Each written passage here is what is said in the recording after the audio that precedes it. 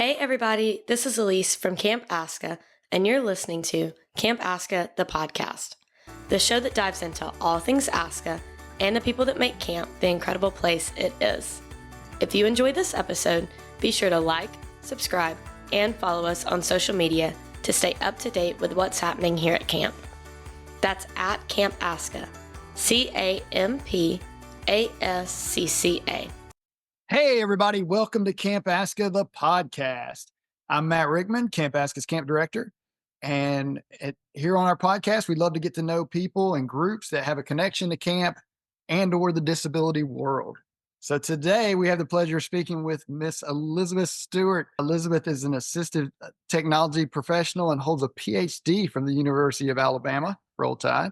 She's a research assistant professor at the Department of Special Education at Alabama, and much more, as we'll learn here. So welcome, Elizabeth. Thank you, Matt. I'm so excited to be here. This is going to be fun. I guess a PhD now, it's Dr. Stewart. So there we go. Yeah, something like that. I only make my friends call me that, nobody professionally, but That's right. Well, good deal. We'll talk a little bit more about how long I've known you, and it'll end up dating both of us. But if you Yes. start out, maybe tell us a little bit about, just kind of where you grew up and maybe where you got your undergrad. Okay, awesome. Yeah, so I'm originally from Montgomery, but I have been in Birmingham for 20 years now. So my wife and I live like in the Bluff Park area, and we have a dog Izzy and a cat Tammy, and they both, of course, rule the house. So uh, Yes. you know how that is. Yeah. Yes. But also, yeah, my undergrad I received from Auburn in '03, and War Eagle. You threw those other words in earlier, but yeah, I War typically Eagle's a say little hard. War Eagle, but We do too. Both our children go to Auburn. So yeah, okay, awesome. Yeah, and then I was able to do my master's at UAB and then my doctorate at Alabama. So all focused on special education, but so I was, working the state with the different campuses. So it was fun to get perspective from all of those schools. So awesome, awesome. Well, we'll rewind a minute about your connection with Camp ASCCA. So you received your undergrad in 2003, and I believe you worked here in 2002. Is that right? yes, We're in there. Uh, yes, summer of '02. wow, it doesn't feel like that long. So at that time, I was the outdoor adventure director, and Tom was our camp director. And you were a counselor for that summer. So maybe tell us a little bit about that experience and maybe how that affected, maybe other aspects of your life. Yeah, absolutely. I love talking about Camp ASCCA, and it really comes up all the time, honestly, because Camp ASCCA makes such a big impact in our community. So, first of all, for me, it was amazing because, for one, it was a blast. We had lots of fun.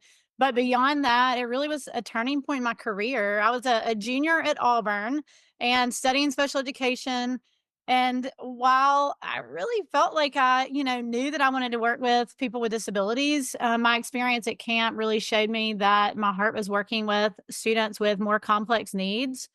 Mm. And the hands-on experience really gave me kind of an idea of what being a full-time caregiver for my students might look like, and I was able to transition those skills into my classroom immediately, and I was so grateful for those experiences. So I really feel like it set me apart and was able to allow me to jump right in and care for those students in a way that I wouldn't have been able to do otherwise. So it was a fantastic experience. And a fun fact, Nurse Abby, we were counselors together that summer. So I know Nurse Abby is still there at camp. And I love being able to keep in touch with her. So, Yeah, yeah. and Did you work? Quilly, her husband.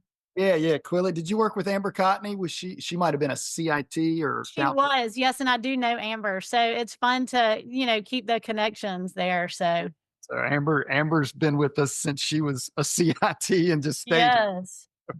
Well, good deal, good deal. Well, I appreciate you sharing that. That's pretty awesome that camp had that effect, and I'm Mhm. glad that it was able to help you immediately in your career.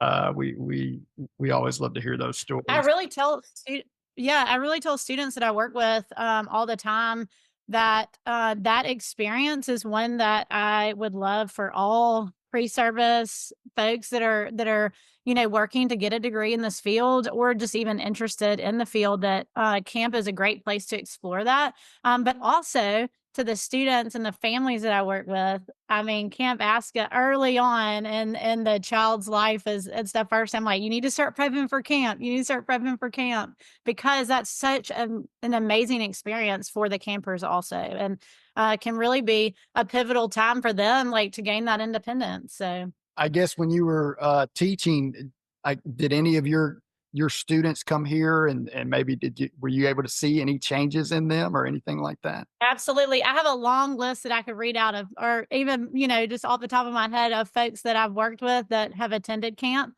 And, I really do think that that camp piece just relates so closely to quality of life and like being able to, experience that recreational side of life, but also to gain independence, to be able to experience, life with different people and away from home and have that time and that opportunity, which Right. sometimes young people with disabilities aren't able to have. So Camp ASCA is a really special place.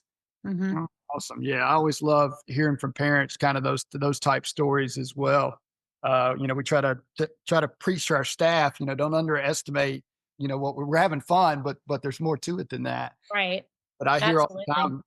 I hear all the time from parents, after they come here and they're like, "What did you do to our kid?" And in a positive way. And I'm like, "Oh, Mhm. he's talking about?" And they're like, "He just not going. He's wanting to do this. He's wanting to try this, and so much more independent." And it's Yeah. cool to hear those stories. So you were teaching, and now you're at the University of Alabama. So maybe tell us a little bit about what you're doing there in your professorship. Yes, so I am now at the University of Alabama as a research assistant professor, and this is a new gig. I started in August, Oh and I've wow! loved it.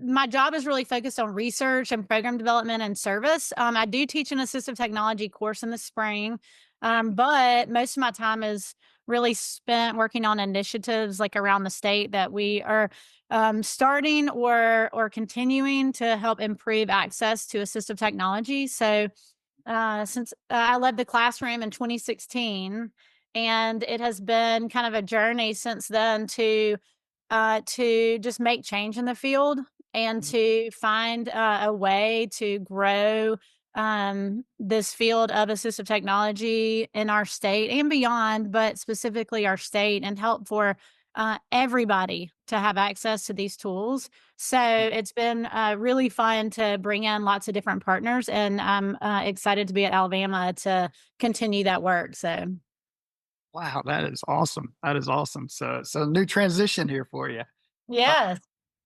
and so you've also worked with United Ability. Is it Mhm. the partnerships that you're doing with AT?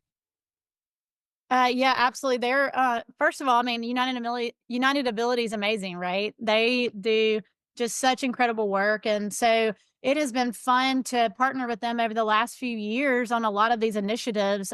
They have Susan Sellers and the team there. They have said yes to so many of these opportunities for us to grow, and I'm, so grateful, and we're excited to kind of see where we can take this. One of the things that United Ability is partnering with us on is AT Alabama. They are actually the original host of AT Alabama, and they are one of the presenting partners, along with accessing potential through assistive technology. And that APT AT, that's our state AT Act program. So our assistive technology program for Alabama, and we're going to talk more about that in a minute. But the three of us have really been able to build some of these opportunities through training. Like AT Alabama, our assistive technology conference that we are about to have our third year of.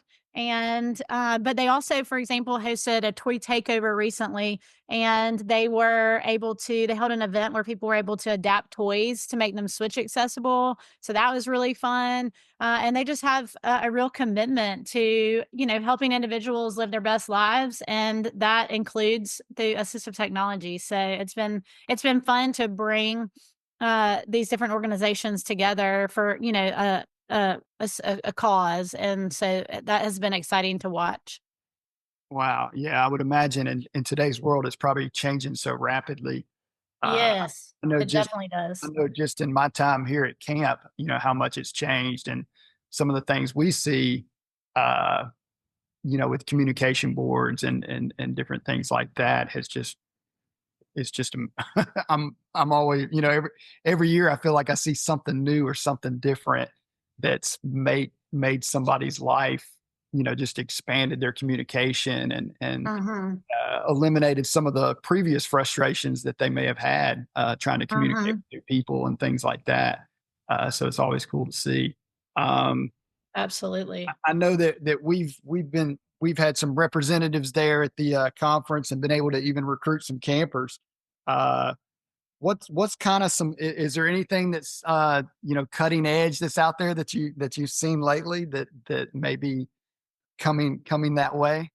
Yeah, well, there's so much, like you said, I mean, it's ever changing, and it's changing so rapidly that it's hard to keep up sometimes. But at the conference, we are hosting our third annual in fall of 2025. We're about to release the dates, but I can't do a alert yet. But we will be posting that soon on our Facebook and Instagram and all the things for the conference. But we do plan to have lots of professionals from around the country, really, that are there to share about some of those really innovative things that are happening in the field of assistive technology, and the new tools that really have just changed the landscape when it comes to tools for people with disabilities. And a lot of that, I think, is also some of the universal design thoughts that these big companies have. They're really taking into consideration things that can really support this community. And that has made it a lot easier for us to expand using just everyday products. But I will say our state is very lucky to have the APT AT lending library, that the program I talked about earlier, the accessing potential through assistive technology. They have expanded a lending library from virtually no products to over 2,000 now over the last 2 years. And so it really helps with the decision making for some of those tools, because assistive technology can oftentimes be expensive.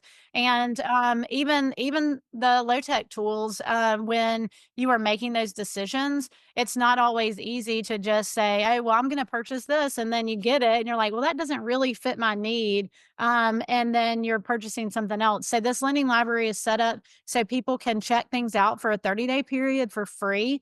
And that's for anybody in the state of Alabama. So a professional that's wanting to evaluate or try something with a student, or even a person with a disability that wants to try something. And this goes across the lifespan and across tools, so like low tech to high tech, and some of those newer tools like feeding robots and mobility equipment like wheelchairs. So I encourage everybody to kind of check that out and be able to utilize that. That's something that is a real positive for our state, and giving people the chance to actually have these tools in their hands. Mhm. So We can put a link or something like that on our website. Is yeah, there that'd be awesome. and I apologize, you may have said this. Where exactly is that located, or how do they find that? Yeah, so that is a program through Alabama Department of Rehab Services, and our current assistive technology lab is in the Voc Rehab Building in Homewood, but we're actually moving to a new location soon. And that is there'll be a big reveal soon on that, on where the new location will be. And so all of the lending library products are currently housed there.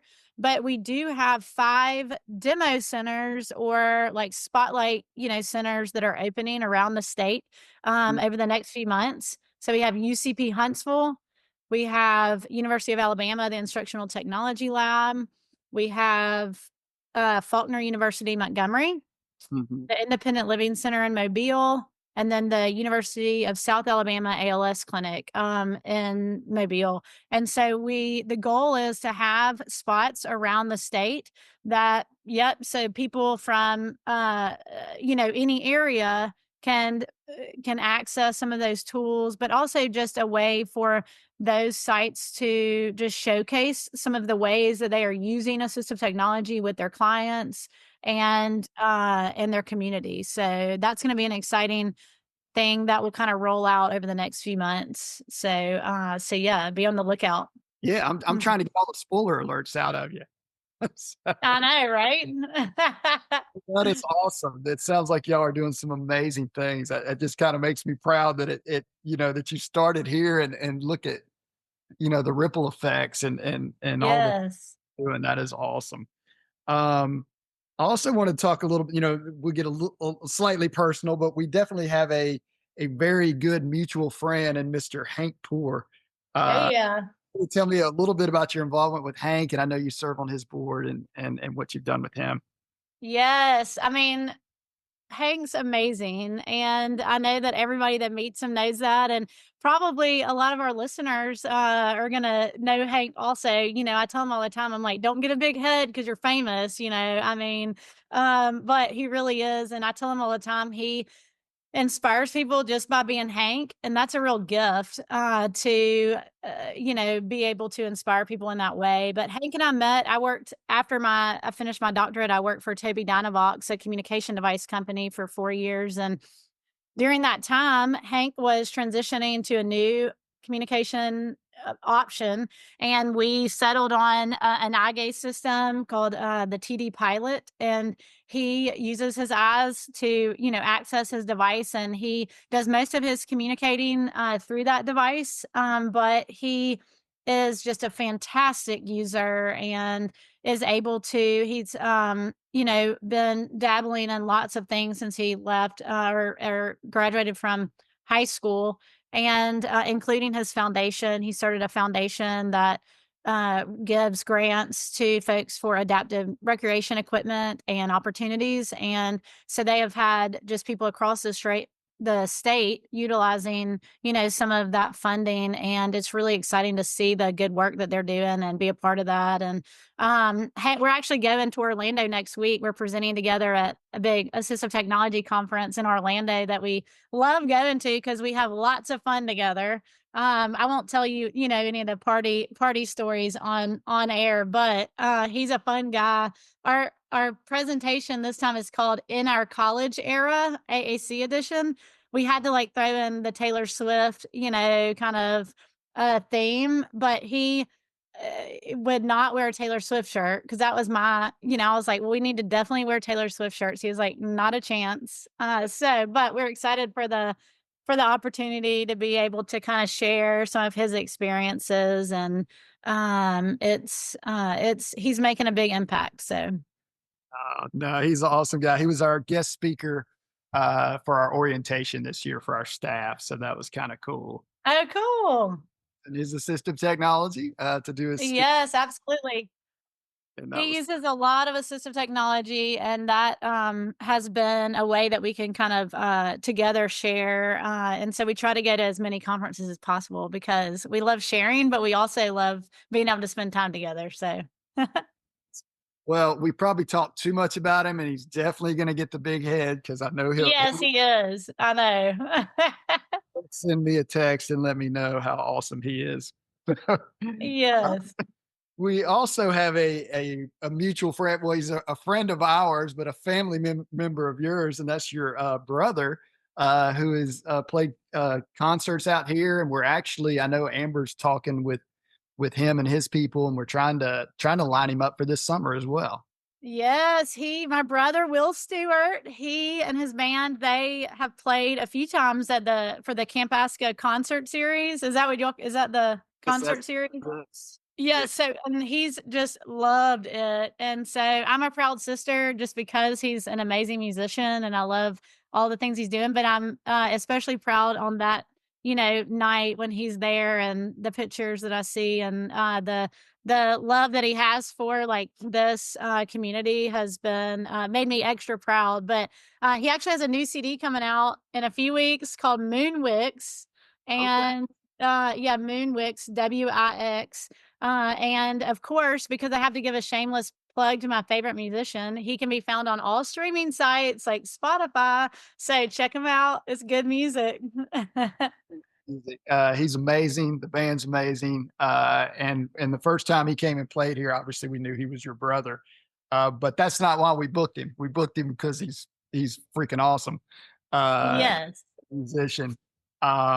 And yeah, after we met him, he's even a better guy, which is always real cool. So He we actually played for Hank's event, that their fundraiser this year, the Ale on Wheels event that Hank puts on. He played there this year also. So cool, uh, cool. Comes this summer if we're able to get our calendars together. You and Hank need to come front row, come out here and see a little Camp ASCCA concert. that would be amazing. We'd love that. Yeah. Well, awesome. Well, thank you so much for sharing all this information with us. I guess I kind of wrap up with, we hopefully some of our future staff or staff that are going to be working this summer and staff that have already worked. Um, a lot of them are kind of unsure what their majors are, and they're maybe thinking about special ed or other things. Is there any advice or anything you would give, maybe as a professor, what would you tell a student who's kind of unsure about going into that field or maybe going into assistive technology? Mhm. My first thing would be to just go for it. This field is in desperate need of people that are passionate and devoted to this community.